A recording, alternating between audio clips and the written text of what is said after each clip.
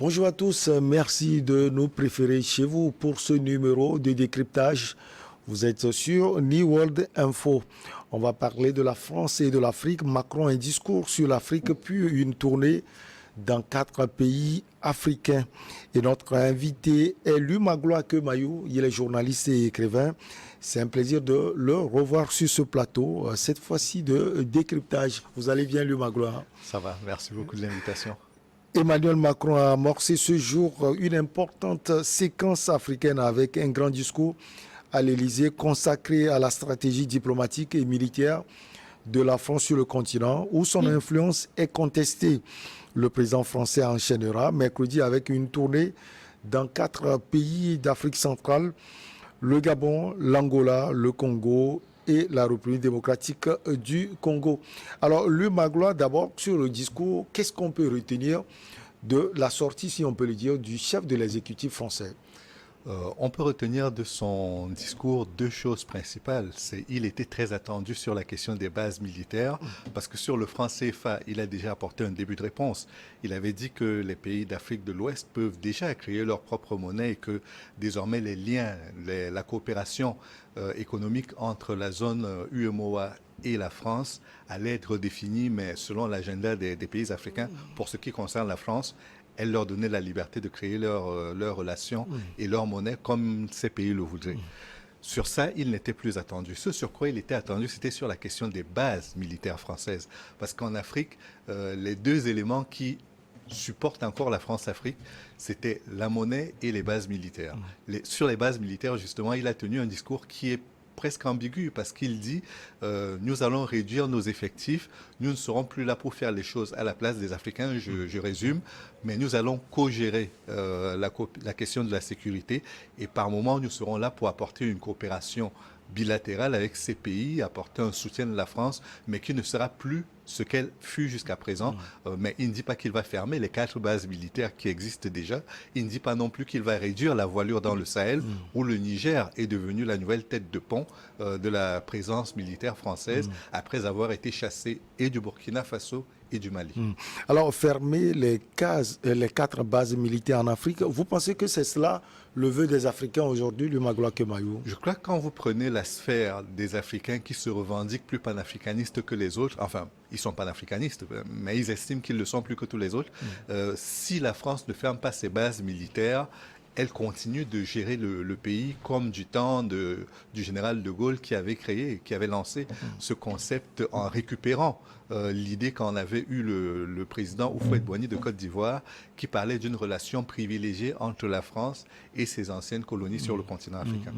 Alors maintenant, si on parle de cette cogérance dont il parle, est-ce que selon vous, il a convaincu en le disant? Non, il n'a pas convaincu parce qu'il a dû à la fois ménager la chèvre et le chou. Dans son esprit, il était question de partir, un peu comme la France le fit en République centrafricaine, un peu comme elle a été obligée de le faire au Burkina Faso et au Mali. Pour lui, il fallait sortir par la grande porte, avoir un désengagement par rapport au continent africain.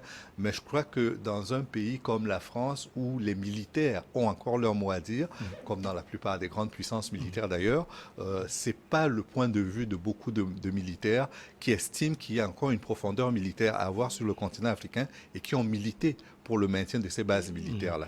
Alors, dans la sortie du président Macron, on sent également qu'il a en tête une présence qu'il n'a pas trop voilée, une présence militaire. On sent cette guerre directe entre ces 2 puissances en Afrique. Oui, je crois que dans la tête d'Emmanuel Macron, il y a une espèce de guerre froide qui se poursuit sur le continent africain avec la compétition que se livrent sur le terrain africain des puissances comme la Chine, comme la Russie, comme les États-Unis et la France, pour ne citer que celle-là, parce que la Turquie également et les autres pays des BRICS commencent aujourd'hui à vouloir leur part également de terrain d'influence sur l'espace africain. Et donc, pour Macron, l'ennemi qu'il a en tête, en priorité, ce sont les milices Wagner de la Russie, qui pour lui sont là pour intoxiquer les Africains et les monter contre la France. C'est une lecture plus qu'insultante vis-à-vis des Africains parce que les Africains n'ont pas attendu que Wagner soit créé ou que les Russes viennent en Afrique pour commencer à contester la présence militaire française ou pour demander une indépendance plus réelle que ce que nous n'avons sur le papier. Donc, quelque part, c'est très insultant pour les Africains, mais c'est encore plus insultant quand on oublie tout ce que la France a commis comme exaction pendant la période coloniale et puis au-delà de la présence coloniale, la guerre qui a été menée en Libye contre le colonel Kadhafi pour le renverser et qui a débouché sur l'instabilité dans laquelle est plongé aujourd'hui le Sahel. Donc c'est une grosse responsabilité que la France doit assumer. C'est un service après-vente qu'elle est en réalité en train de produire sur le terrain du Sahel dans des conditions qui ne plaisent pas aux Africains, mais elle doit également entendre que même si elle est dans le service après-vente, elle doit le faire aux conditions des Africains.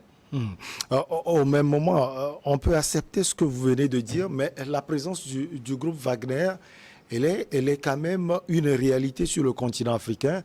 Est-ce que selon vous, ce n'est pas à la France de le dire, hein? C'est ce que vous voulez dire? Non, je ne dis pas que c'est à la France de le dire ou de ne pas le dire. Ce que moi je mets en avant, c'est que c'est la souveraineté des Africains de choisir avec qui ils veulent traiter et de savoir ce qu'ils acceptent de la part de ces partenaires-là. Parce que si Wagner intervient en tant que milice russe ou en tant que milice pilotée par des Russes qui ont une proximité avec le président russe actuel, c'est qu'il y a un aval qui a été accordé, c'est qu'il y a un cadre qui a été défini pour cela et que les Africains en sont d'accord. S'ils le sont, où est le problème de la France? Est-ce que les Africains ont demandé ont demandé à la France de renvoyer les États-Unis et de quitter l'OTAN parce qu'ils n'aiment pas les Américains ou parce qu'ils estiment que la coopération entre la France et les États-Unis est disproportionnée et qu'elle est en défaveur des Français? Chacun des pays, au regard de son indépendance, fait les choix qui lui semblent les plus intéressants. Et s'il se plante, c'est son erreur, c'est sa faute. Il la réparera d'une manière ou d'une autre dans le futur. Et Wagner en Afrique, le Magloire que Mayo, c'est une réalité sans doute. On en parle plus en République centrafricaine, mais pas forcément au Mali. On en parle en République centrafricaine, je crois qu'on ne le nie pas au Mali et qu'on le verra également quelque part au Burkina Faso, vu que cela s'étend et que, vu le projet de fédération également qui a été mis sur pied entre le Burkina Faso, le Mali et la Guinée-Conakry, il est fort possible que les milices Wagner interviennent un peu plus loin qu'en République centrafricaine et étendent leurs tentacules dans d'autres pays qui étaient sous le pavillon militaire de la France. Alors, quand on parle de co-gérance de ces bases militaires, il faut quand même dire que la France a toujours ses soutiens en Afrique. La France a des soutiens. La première base, c'est celle de Côte d'Ivoire. On en a une deuxième au Gabon. On en a une troisième à Djibouti. Il y a la base du Niger aujourd'hui qui commence à prendre beaucoup d'importance. Et puis, il est possible que dans d'autres pays, le Tchad notamment, même si on n'a pas une présence très importante, il y a un dispositif qui reste puissant par rapport à la coopération dans ces pays-là. Alors, vous avez parlé du Gabon. On va enchaîner avec cette tournée du président Emmanuel Macron. Ça va commencer le mercredi. Et d'abord, la première étape, c'est Libreville au Gabon. Ensuite, le Congo-Brazzaville, la République démocratique du Congo. On parle également de l'Angola. Alors, quel regard vous portez justement sur ce périple du président Emmanuel Macron? Alors, il y a plusieurs lectures qui sont possibles. Le premier, c'est qu'il veut mettre en avant l'écologie et rappeler les engagements de Paris par rapport à la gestion de l'environnement et les engagements pour protéger la planète lors du One Planet Summit qui va se tenir au Gabon. C'est un prétexte. Le deuxième, la deuxième étape et la troisième ont beaucoup de points en commun. Je veux dire, les deux Congos, c'est qu'on est dans un bassin forestier qui est l'un des 3 poumons de la planète. Vous avez l'Amazonie qui est un des poumons, vous avez le bassin du Congo qui est le deuxième, et puis vous avez l'Asie du Sud qui est également un autre bassin. Mais l'Afrique est de loin le puits de carbone le plus important de toute la planète et il faut quelque part encourager cela. La France y va avec cette idée qu'elle va relancer les accords de Paris, qu'elle va permettre que les accords qui ont été signés pendant la COP à Sharm el-Sheikh en Égypte prennent une autre dimension et que les pays africains ne se sentent pas uniquement comme des puits de carbone qui ne sont pas récompensés pour leur effort. Parce que jusqu'à présent, quand on parle de réchauffement climatique et de dérèglement de la planète, ce que l'on voit, c'est que l'Afrique subit et que les pays industrialisés qui ont beaucoup pollué continuent de polluer au nom de leur industrialisation, au nom de leur puissance économique, mais que l'Afrique est obligée de subir et les conséquences, les dommages collatéraux et les dommages directs qui sont souvent la montée du niveau des eaux, les inondations et parfois les feux de brousse qui causent énormément de dégâts sur le continent. Vous voulez dire qu'à part l'aspect écologique, il y a d'autres dossiers qui seront discutés par le président Macron et les différents présidents des pays visités? Oui, c'est-à-dire, commençons avec le Gabon et puis le Congo, Kinshasa. Le Kinshasa. Non, parce que la partie écologique, ce sont ces deux pays-là. Le Congo-Kinshasa qui a une très grande forêt, le Gabon qui a près de 80% de forêt également. Là, ce sont les étapes écologiques où il veut rappeler que nous sommes conscients du fait que nous polluons beaucoup et que vous êtes ceux qui subissez, mais qu'on peut trouver un moyen de coopérer là-dessus. On ne parle plus d'aide publique au développement, on parle là véritablement de partenariat dans la gestion de la planète et puis de la manière de conserver cette planète pour qu'elle soit vivable pour nous et que nous la transférions dans un état vivable pour les générations à venir. Mais il y a une question qui est très importante. Le principe de pollueur-payeur qui avait été défini il y a quelques années reste aujourd'hui lettre morte. Les Africains devaient avoir des compensations parce qu'ils contribuent à rendre la planète plus vivable grâce à leurs forêts qui absorbent le gaz carbonique et envoient beaucoup d'oxygène. Malheureusement, ce principe de pollueur-payeur n'a pas été respecté. Il y a des entreprises qui ont été mandatées et qui sont dans la délégation d'Emmanuel Macron, qui viendront voir comment on pourra marchander tout cela, mais ça reste encore de très bonnes paroles, sans beaucoup de suite dans les actions et les actes concrets qui en sont attendus. Alors, le président Emmanuel Macron pense approfondir également le partenariat entre l'Europe, entre la France et le continent africain. Alors, ici, il se présente aussi comme le porte-parole de l'Europe. Oui, et je voulais terminer sur les autres étapes pour développer également les autres aspects de la visite. C'est que au niveau du Congo-Brazzaville, ce qu'il voudrait rappeler, c'est que la France a été libre parce qu'il y a eu Brazzaville. Il y a eu l'appel de Brazzaville à travers lequel tous les pays de l'Afrique équatoriale française se sont mis ensemble pour envoyer et des hommes et des ressources au général Leclerc, grâce au gouverneur qui était là, Félix Eboué, pour permettre que la France reprenne le contrôle et arrive à avoir un territoire libre, ainsi que des hommes qui monteraient pour défendre la patrie au sommet. Ça a commencé avec la Libye de Mussolini de l'époque, qui était sous domination italienne. Ils ont gagné la bataille de Bir Hakeim, ils ont monté jusqu'en France et ils ont libéré la France. On a créé l'ordre de la libération. Mais il n'y a aucun Africain qui a bénéficié de cette récompense-là, de cette médaille. Et même, il y a une autre dette qui est encore plus importante. C'est que quand les Africains sont revenus de la Deuxième Guerre mondiale, il y en a qui ont été tués au Sénégal, dans un camp où ils ont été fusillés simplement parce qu'ils réclamaient leur argent, leur dû. Ils avaient de l'argent allemand sur eux qui leur revenait de droit puisque c'était leur argent. Et on les a malheureusement fusillés. Et jusqu'à présent, rien n'a été dit sur ce crime qui a été commis par la France concernant les soldats africains. Je ne parle même pas du gel de leurs pensions qui avait été effectué et de la différence qu'il y avait dans les rémunérations entre les combattants français et les tirailleurs sénégalais, comme on les appelait. Mais ils venaient de presque toutes les anciennes colonies françaises de l'époque, à la fois du Togo, du Cameroun, qui appartenaient à l'AFF, mais sans en faire partie, du Tchad, du Gabon, du Congo. Mais tous ces Africains-là sont tombés sans qu'on ait une récompense digne de ce nom pour eux. Même quand il y a eu une séance de rattrapage plus de 30 ans après, puisque c'est sous le président Valéry Giscard d'Estaing qu'on avait décidé de geler les récompenses parce qu'on estimait que si on versait beaucoup d'argent à ces anciens combattants africains, cela allait déséquilibrer les économies de leur pays, ils recevraient trop d'argent et ce ne serait pas bien pour l'économie du pays. Donc on a gelé à cette époque et à partir de Jacques Chirac, on a commencé à dégeler leur pension. Malheureusement, beaucoup d'entre eux étaient déjà morts et donc ce sont leurs enfants, aujourd'hui leurs ayants droit, qui par moment peuvent prétendre à ces récompenses-là.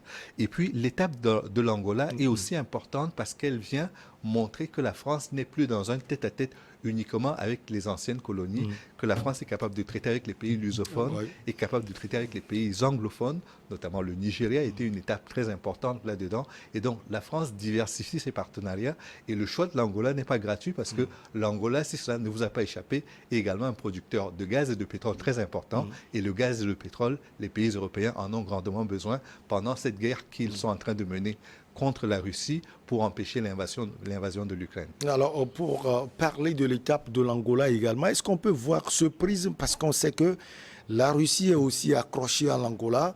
On l'a vu récemment, hein, le chef de la diplomatie russe, Sergei Lavrov, qui était en Angola. Alors, est-ce que Emmanuel Macron veut aussi suivre les pas minutieusement de la Russie ? Si on devait parler vulgairement, je dirais que Emmanuel Macron est en train de marquer à la culotte la diplomatie russe sur le continent africain. Le prochain sommet Russie-Afrique va se tenir à Saint-Pétersbourg, c'est dans quelques mois. C'est la raison pour laquelle Sergei Lavrov était sur le continent africain. Il a fait une tournée qui a duré 6 mois. C'est dans presque 6 mois que se tiendra le sommet. Il aura d'autres visites encore qu'il effectuera. Mais la France ne voudrait pas lui laisser le terrain libre, abandonner tout le terrain à la Russie. La France voudrait rappeler qu'elle était là et qu'elle sera encore là. Mais ce qu'elle oublie peut-être, c'est qu'en Angola, depuis l'indépendance jusqu'à aujourd'hui, le pays a été dirigé d'abord par Eduardo dos Santos, qui a fait ses études en Russie, qui a une femme russe, et donc il est lié à la Russie d'une certaine manière, et que ses camarades avec lesquels il a géré le pays et qui ont gardé la gestion du pays après lui ont le même passé de combattants et de relations avec la Russie. Donc c'est pas comme si vous veniez dans un pays qui n'a pas du tout eu de relations avec la Russie et qui découvre la Russie avec Wagner.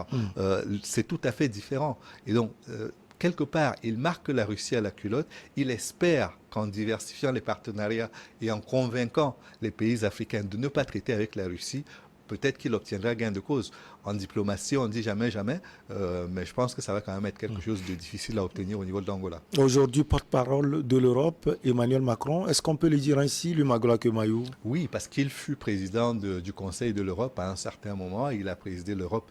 D'ailleurs, au début du conflit entre la Russie et l'Ukraine, il a énormément milité pour le dialogue entre la Russie et l'Ukraine. Et il y a quelque chose qui m'a marqué pendant le sommet Union européenne, Union africaine, tenu à Bruxelles et présidé par Emmanuel Macron, c'est que la toute première question à laquelle il avait répondu en arrivant dans la salle de conférence, c'était sur la guerre entre la Russie et l'Ukraine. C'est-à-dire qu'on venait d'avoir plus de 3 jours de discussion sur ce que devait être le périmètre de discussion et de coopération entre les pays de l'Union africaine et les pays de l'Union européenne. Mais une fois sorti de ces travaux-là, la première chose que le président Macron a trouvé utile de défendre en conférence de presse a été la position de la France et de l'Europe par rapport à l'invasion de l'Ukraine par la Russie. Il pense aussi personnellement visiter l'Afrique tous les 6 mois. Ça prouve à suffisance l'importance aujourd'hui qu'on porte à l'Afrique. Est-ce le moment pour l'Afrique, Lumagola Kemayou, de se réinventer elle aussi? C'est le moment pour l'Afrique d'atteindre la phase de la maturité, de ne plus avoir des relations d'obligation par rapport à ses partenaires. Vous avez remarqué que depuis un certain temps, on ne parle plus d'aide publique au développement, on parle de partenariat, on parle de co-développement, et c'est très important sur le plan lexical de franchir ce cap-là pour dire « nous ne sommes plus là pour tendre la main ». Nous sommes là pour travailler avec vous. Si vous êtes intéressant pour nous, si sur le plan qualité-prix, nous estimons que vous nous apportez plus que les autres, nous vous accorderons le privilège de travailler avec nous. Mais si nous ne sommes pas gagnants, si ce n'est pas un rapport gagnant-gagnant, nous y réfléchirons et peut-être que nous dirons non à la fin de la réflexion. Et c'est la position dans laquelle l'Afrique se trouve aujourd'hui. Non seulement elle a le choix parmi les grandes puissances, mais elle a le choix parmi les puissances moyennes qui sont en train de grandir, c'est-à-dire celles des BRICS. Vous y trouvez la Turquie, vous y trouvez le Brésil, vous y trouvez beaucoup d'autres pays qui aujourd'hui viennent frapper à la porte des grands pour dire la diplomatie internationale n'est pas votre propriété exclusive. Nous aussi, on a besoin de profondeur diplomatique et l'Afrique est aujourd'hui le terrain sur lequel on a besoin de bâtir cette profondeur diplomatique. Elle n'est même pas que diplomatique, elle est économique également. Quand on commence à parler de voitures électriques, de parler de téléphonie mobile, automobiles et de terres rares, par exemple, qui servent également à la construction des avions et d'autres appareils, c'est en Afrique qu'on trouve ces ressources-là, notamment en République démocratique du Congo, où le président Macron va. Donc, si aujourd'hui l'on veut faire de la mondialisation sans l'Afrique, bonne chance à ceux qui le feront. Et je crois que si la France, malgré tout ce qui lui est reproché sur le continent africain, vient encore faire la danse du ventre aux pays africains, c'est qu'elle a clairement compris que son intérêt, c'est de mettre balle à terre. Malheureusement, pendant les années, Jean-Yves Le Drian et Florence Parly, respectivement ministre des Affaires étrangères et ministre des Armées, le discours qui a été tenu, l'attitude qui a été adoptée vis-à-vis des pays africains et notamment vis-à-vis des dirigeants africains a été tellement désobligeante que par moments les gens y réfléchissent par 2 fois avant de choisir la France. Vous prenez également le discours d'Emmanuel Macron, celle dans laquelle il avait décliné sa politique française en direction de l'Afrique. C'est un discours qui était plein de condescendance. Notamment, il avait traité l'ex-président burkinabé de réparateur de climatiseurs. Même si c'était une blague dans sa bouche, dans l'esprit de beaucoup d'Africains, c'est un manque de respect impardonnable. Merci beaucoup à vous, Louis Magloire Kemayou. Vous êtes journaliste et écrivain. On va marquer la petite pause et derrière, on reçoit notre invité pour parler des facteurs de risque en santé mentale et prévention en Afrique.